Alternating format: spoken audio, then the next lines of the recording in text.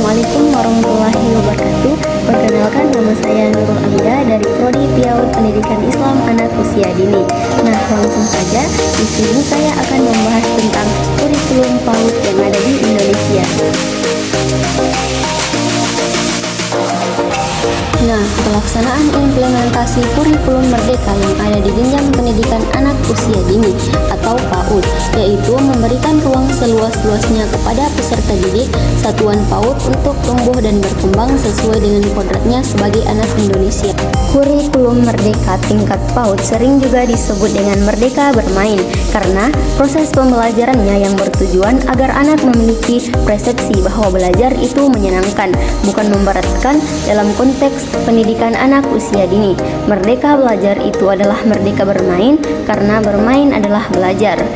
Terdiri 3 opsi implementasi kurikulum ini yang bisa dilaksanakan di sekolah, yaitu mandiri belajar, mandiri berubah, mandiri berbagi. Karakteristik untuk kurikulum merdeka di satuan PAUD diantaranya adalah sebagai berikut. Yang pertama, menguatkan kegiatan bermain yang bermakna sebagai proses belajar. Yang kedua, menguatkan referensi PAUD sebagai fase fondasi atau bagian penting dari pengembangan karakter dan kemampuan anak serta kesiapan anak bersekolah di jenjang selanjutnya. Nah, selanjutnya di sini saya akan membahas tentang metode teknik pembelajaran PAUD. Metode atau teknik yaitu pembelajaran inovatif yang dapat diterapkan dalam kurikulum merdeka untuk anak PAUD. Yang pertama, pembelajaran berbasis proyek. Pembelajaran berbasis proyek adalah metode yang memungkinkan anak-anak bekerja sama dalam kelompok untuk menyelesaikan suatu proyek atau tugas yang berkaitan dengan topik tertentu.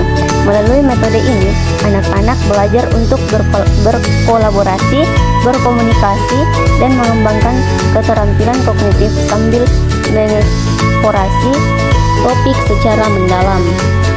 Nah, yang kedua yaitu pembelajaran berbasis tanya jawab. Metode ini mendorong anak-anak untuk mengajukan pertanyaan dan mencari jawabannya sendiri, baik melalui diskusi, penelitian, atau eksperimen. Metode ini mengajarkan anak-anak untuk berpikir kritis, memecahkan masalah, dan mengembangkan rasa ingin tahu yang kuat. Yang ketiga yaitu pembelajaran berbasis lingkungan. Dalam metode ini, anak-anak diajak untuk belajar langsung dari lingkungan sekitar mereka, seperti taman, kebun, atau pasar tradisional.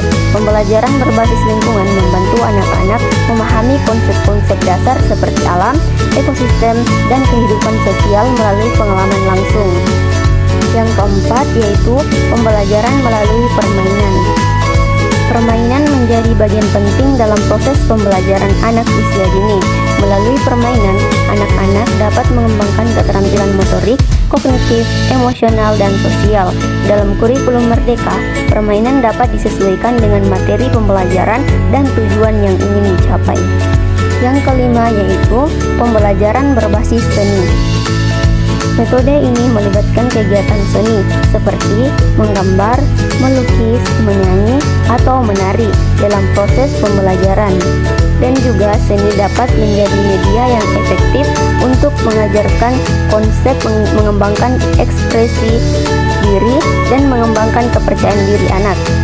Yang keenam yaitu pembelajaran berbasis kearifan lokal. Dalam kurikulum merdeka, penting untuk menggali kearifan lokal dan mengintegrasinya ke dalam proses pembelajaran. Metode ini membantu anak-anak mengenal dan menghargai budaya tersendiri, tradisi, dan nilai-nilai yang ada di masyarakat mereka. Hal ini juga memperkuat rasa cinta tanah air dan kebanggaan akan warisan budaya bangsa. Dan yang ketujuh yaitu pembelajaran melalui cerita.